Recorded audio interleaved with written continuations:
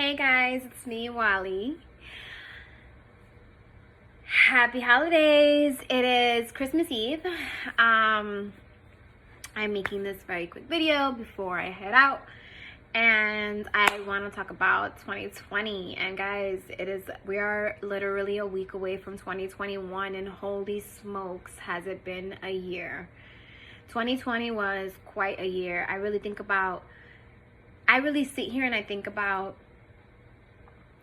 where I'm at today from where I was a year ago, and I have to sit here and I'm not gonna lie to you guys, I'm not happy. I'm not happy with where I'm at. You know, I'm 30 years old, and 2020 was, I want to say the last 3 years have been rough for me, but 2020 was more so, I felt more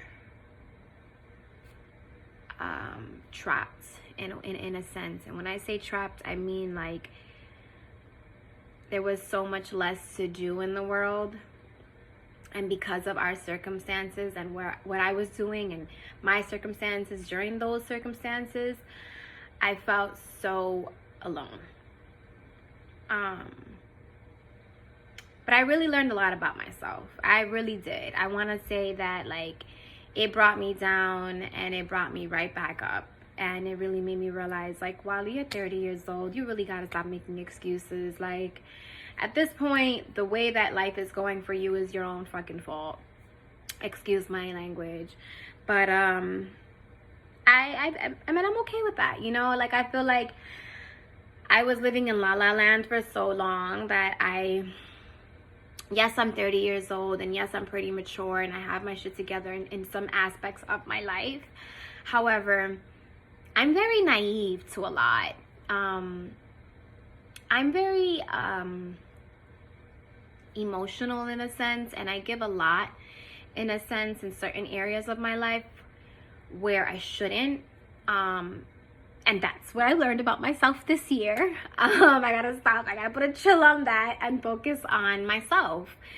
I tend to lose myself in others. I give myself entirely to people, and I forget about me, and I forget about my goals, and I forget about how to make Wally better, and it drains me. And essentially that's what happened to me in 2020. I was drained. I lost myself. I'm happy to say I didn't lose myself to the point where I'm completely gone. I think I really started seeing that I wasn't I wasn't me anymore, and I wasn't happy. And you know, it wasn't that I wasn't it was like my happiness was just like, what can I do? What am I doing that's having me here? And I realized, you know, cutting relationships off, whether it's with friends, whether it's family, whether it's with the person that you love, you have to cut certain ends, cut certain ties. And I realize now that certain people I have had animosity with had to let me go in their life before, but I know why now. And when I'm ready to reach out to those people, I so will. But like, the reason I'm saying that is because there are certain people in my life that they haven't done anything to me. It's just, it's not for me. And what's not for me, I've been playing myself. Like, I've literally been playing myself, keeping people in my life that my body tells me is not for me. I've been making myself sick and giving myself anxiety, and like just all to make others happy. And that's what my year consisted of. You know, the quarantine really messed me up. Like, I was in a relationship, and I was with my significant other, and we spent a lot of time together, and it was a fairly new relationship. We were just getting to know each other. We had great times, of course. You know, who didn't? But like any other quarantine, we had bad times. And you know, but the quarantine, like, I feel like the pandemic itself, like with work, it showed me so much about my career. Like, I stopped going to school when I was 18 years old. I dropped out of college to focus on being in food and beverage and hospitality. And look at times that we're in now. I never thought that it would be. I was always like, y'all be good. Like, Oh, don't, I'll be fine. I'll be fine. I'm gonna always be able to pay my bills. Like, all I gotta do is work a shift. All I gotta do is work a weekend. I'm gonna make that.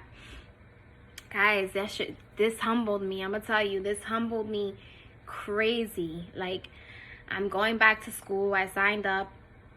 You know, it's never too late. I'm 30 years old, but I look like I'm 18. Maybe a little younger.